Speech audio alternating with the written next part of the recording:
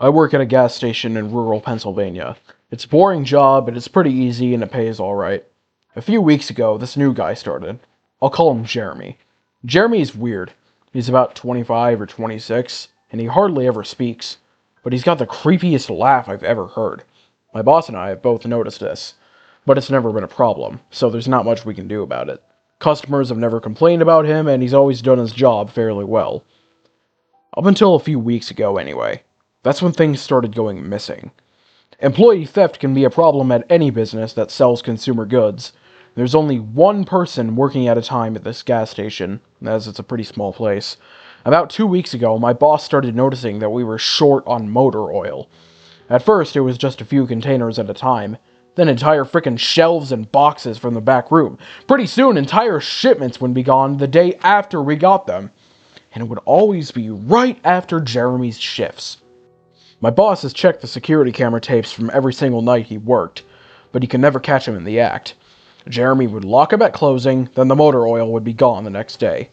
My boss usually takes the tapes home with them to try and catch Jimmy stealing. But his daughter had a softball game last night, so he asked me to watch the tape for him.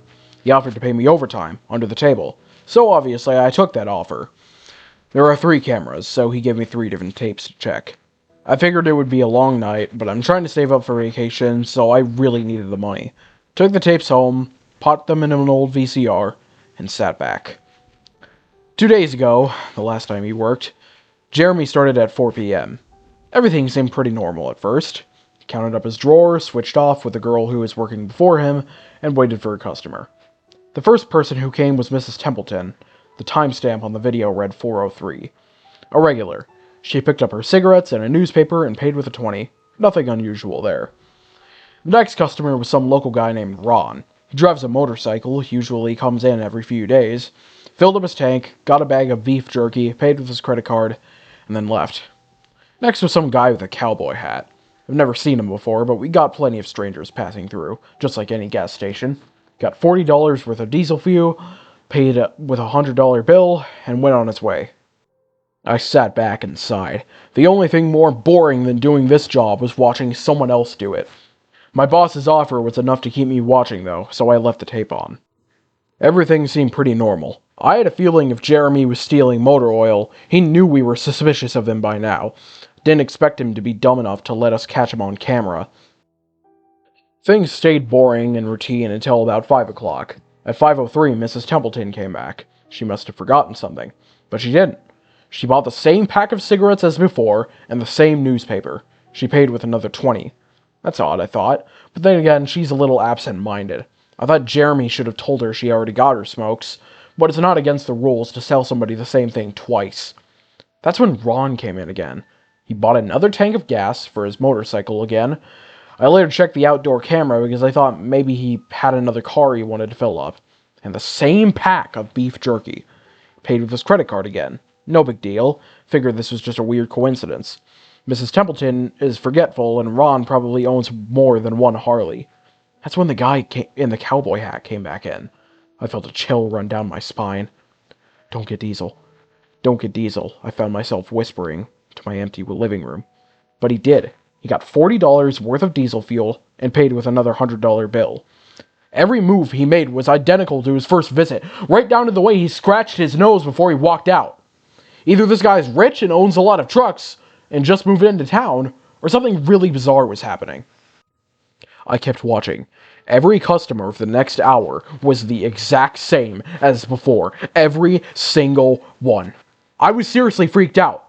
Then at 6:03, Mrs. Templeton walked back in. She bought her cigarettes and newspaper and paid with the 20 again. I thought I was going to lose it.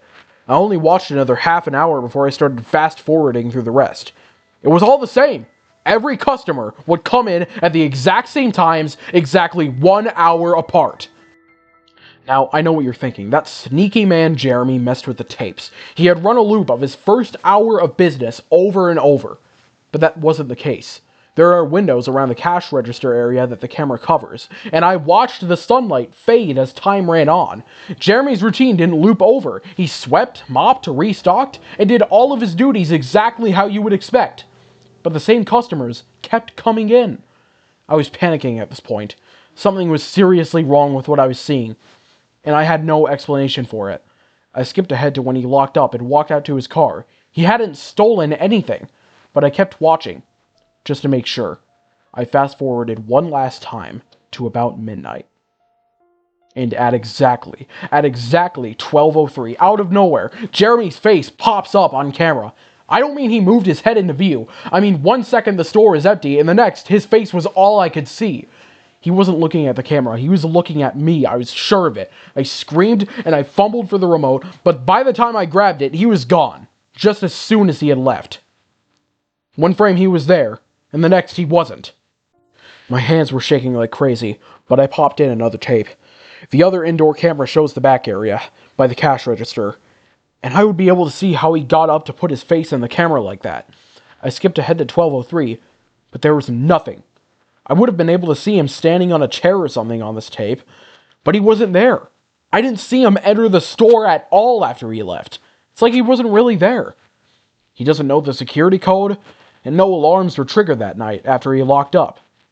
What I did see, however, was that at 12:03 the motor oil vanished off the shelf. All of it. Same as Jeremy's face. 1 second it was there, and the next it wasn't. I turned that tape off and went to bed, but I didn't get a wink of sleep. My body is exhausted right now, but my mind is racing.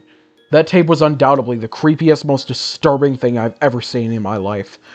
I work in a few hours. My boss asked me to bring the tapes back in and let him know what I found. But really, what the heck am I gonna say? Jeremy works the night shift tonight, directly after me, and the plan is for my boss to come in just before I leave and confront him with me, as I'm supposed to be the one who caught him stealing.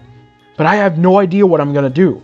I suppose I'll just have to show my boss the tapes, but I don't want to watch them with him. I never want to see something like that again. I can't get the image of Jeremy just smiling directly into the camera out of my mind. It was the creepiest look I've ever seen on another human being's face. Anyway, I'm gonna try to get some last-minute sleep before I have to go in and deal with this. I'll let you guys know what happened. Update, 2:49 p.m. I'm updating from my phone, so apologies in advance for any errors. My boss just finished watching the last of the tapes.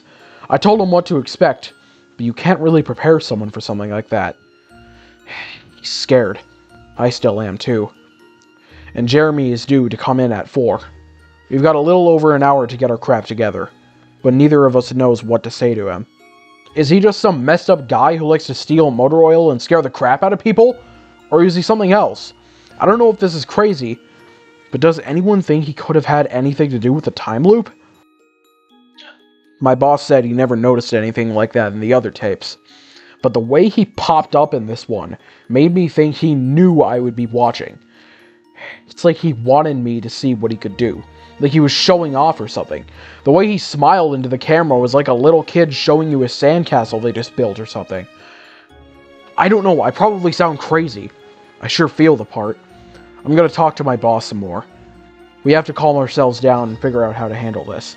I'll update again tonight, but I have a really bad feeling about how this is gonna play out. Update, 4:33 p.m. No sign of Jeremy. We tried calling him, but his phone has been disconnected. We're calling the police. Update, 5:33 p.m.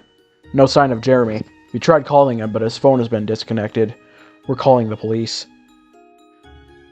Update, 6:33 p.m. No sign of Jeremy. We tried calling him, but his phone has been disconnected. We're calling the police. Update, 7:33 p.m. No sign of Jeremy. We tried calling him, but his phone has been disconnected. We're calling the police. Update, 8:33 p.m. No sign of Jeremy. We tried calling him, but his phone has been disconnected. We're calling the police. Update, 10:58 p.m. Holy crap. Holy crap. Holy crap. I just got home and saw my previous updates. Things make less sense now than ever. Okay, here's what I can tell you. I went to work, Jeremy never showed up, my boss and I decided to call the police, as you're well aware at this point. When I picked up the phone to call, the sun went out. I kid you not, that's what happened. Apparently, I blacked out for exactly 5 hours, because when I looked at the clock, it was 9:33. I think I got stuck in Jeremy's time loop. And then I snapped out of it at the exact point I blacked out, if that makes sense. But that's when things really got weird. My boss was right next to me when I blacked out, ready to corroborate my story to the cops. When I came to, the phone was in my hand, but it was dead. Not even a dial tone. My boss was still right there, but he wasn't moving. He was standing up but frozen. I looked at the clock again, and it wasn't moving. The second hand was stuck on the 12. It was 9:33 exactly. The clock on the register wasn't moving either. My phone was frozen. There was even a customer at the register waiting for my boss to get him cigarettes. I'm betting that would have been his 5th pack of the day. I got the heck out of there. I didn't lock up, I didn't turn the lights out, and sorry guys, I didn't grab the security tapes to upload to the internet. Believe me, that was the last thing on my mind. The gas station is on a major highway, and cars were parked along it. Except they weren't parked, they were frozen. The people inside were sitting as still as wax statues. I got in my car and prayed that it would start. Thankfully it did. About halfway home, time started up again. The static from the radio turned into music like it's supposed to be.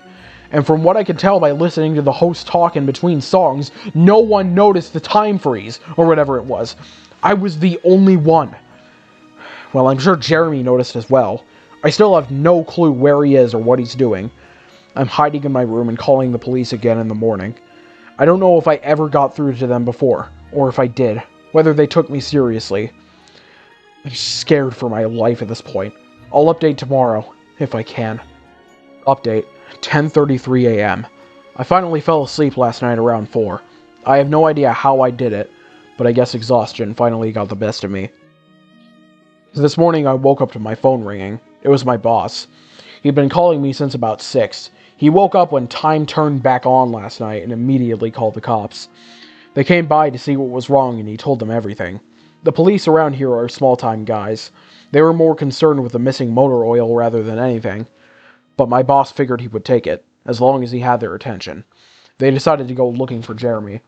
We keep all of our employees' applications on file, and since Jeremy just started working here, his was easy to find. They checked his address on it, and headed over to his house. You're not going to believe what they found. The address Jeremy listed on his application was an empty lot. Or at least now it is. There used to be a house there, but it burned down in 1993. Being a small town, almost everyone here remembers that fire. A family of 4 used to live there way back when. Rumor has it that they had an estranged son who they never really talked about, but I can't say for sure if that's true. What I can say is true is that after an insurance investigation, the fire was ruled out as an arson. The entire house was soaked in oil and torched with a Molotov cocktail. The entire family was sleeping when it happened, so unfortunately none of them survived.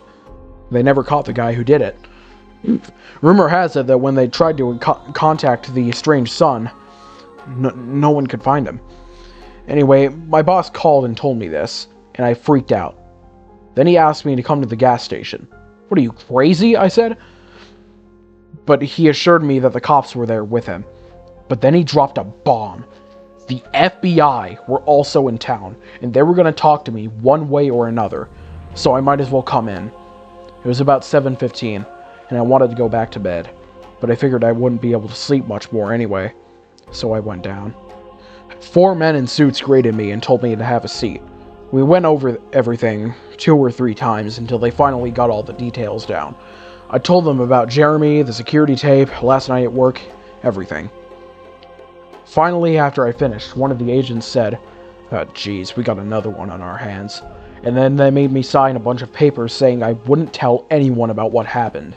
So I can't say much more. I may be breaking the law just by posting this. So now I'm home. I'm not sure what to do with myself. That agent's words when I told him the story are going to haunt me for the rest of my life. Anyway, I've got to go. I have some errands to run today. Then I have to go into work to pick up some tapes. My boss and I think this new guy, Jeremy, he's a complete creep, is stealing motor oil, and I have to watch the security footage to see if I can catch him doing it. I have better things to do, but my boss is paying me overtime, under the table, and I'm trying to save up for vacation so I could really use the money. It should be pretty simple. The oil always goes missing right after his shifts. I figure I'll just watch the tapes, catch him in the act, and that'll be that.